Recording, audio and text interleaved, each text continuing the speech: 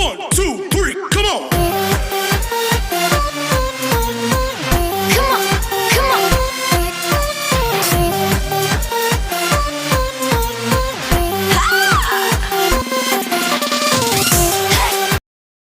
Ayam memiliki sistem reproduksi yang nantinya akan menghasilkan telur. Kuning telur tumbuh di dalam ovarium dan putih telur terbentuk saat kuning telur melewati opidak. Ovarium dan opidak terletak di ruang yang sangat kecil di dalam tubuh ayam, hanya beberapa inci. Ketika ovidak direnggangkan, maka akan terlihat 5 bagian yang berbeda yang terdiri dari infundibulum, magnum, isthmus, kelenjar kerabang, dan vagina. Berikut tahapan dalam biosintesis telur yang dimulai dari ovari. Ketika ternak unggas makan, nutrisi yang ada di dalam pakan akan dikonversikan untuk membentuk komponen yolk yang terdiri dari sepertiga protein, sepertiga lemak, dan sepertiga air yang akan dibawa oleh aliran darah dari hati ke ovarium. Di dalam ovarium terdapat jaringan-jaringan sel yang di dalamnya terdapat kuning telur yang disebut dengan folikel. Selama 1-2 minggu, folikel akan tumbuh lebih besar sekitar 1 mm yang akan terus tumbuh hingga mencapai 25 mm.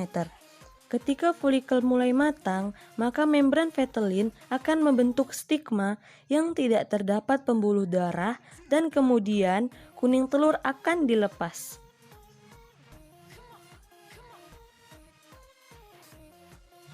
Setelah kuning telur dilepas, maka kuning telur akan tertampung dan masuk ke dalam infundibulum. Nah, di dalam infundibulum sudah mulai terjadi sintesis yolk, di mana sintesis yolk dipengaruhi oleh hormon-hormon gonadotropin dan steroid. Kelenjar pituitarilah yang menghasilkan hormon gonadotropin berupa FSH. Proses sintesisnya terjadi di sel granula membentuk progesteron, kemudian akan menghasilkan estrogen. Estrogen akan dibawa ke dalam nukleus yang ada di dalam hati, yang akan membantu dalam proses sintesis protein dan menghasilkan beta-lipoprotein dan fitologenin. Fitologenin terdiri dari lipoprotein dan fosfatin. Kemudian, kuning telur akan memasuki magnum. Di dalam magnum terjadi sintesis albumin, di mana hormon yang mempengaruhi sintesis albumin adalah hormon estrogen. Estrogen larut dalam lipid melewati membran sel, kemudian diikat oleh reseptor estrogen.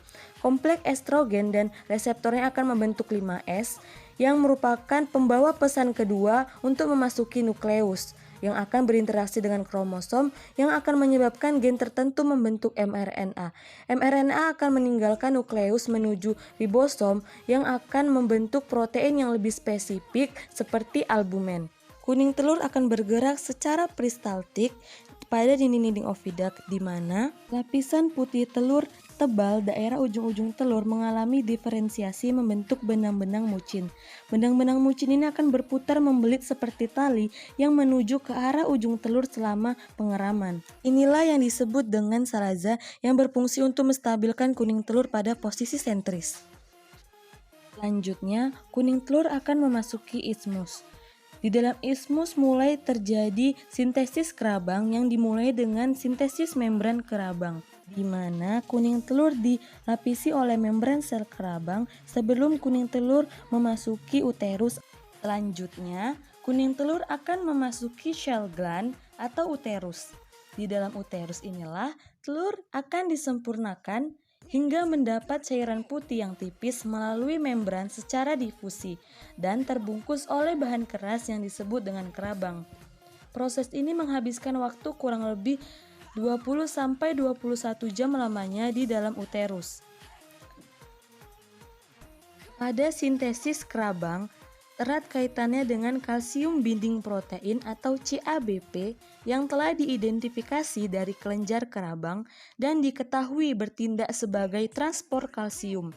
Sintesis CABP oleh kelenjar kerabang dikontrol oleh kehadiran vitamin D3 dan hormon steroid atau estrogen dan progesteron.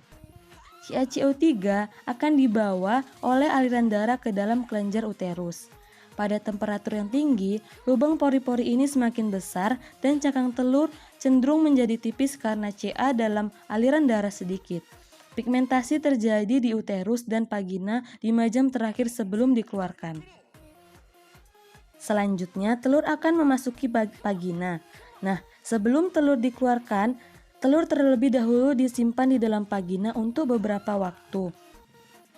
Disinilah disekresikan mukus yang ditimbun di luar cangkang telur. Mukus ini mempermudah dan memperlicin keluarnya telur. Setelah telur dikeluarkan, mukus ini dengan segera mengering sehingga meninggalkan sisa yang disebut kutikula.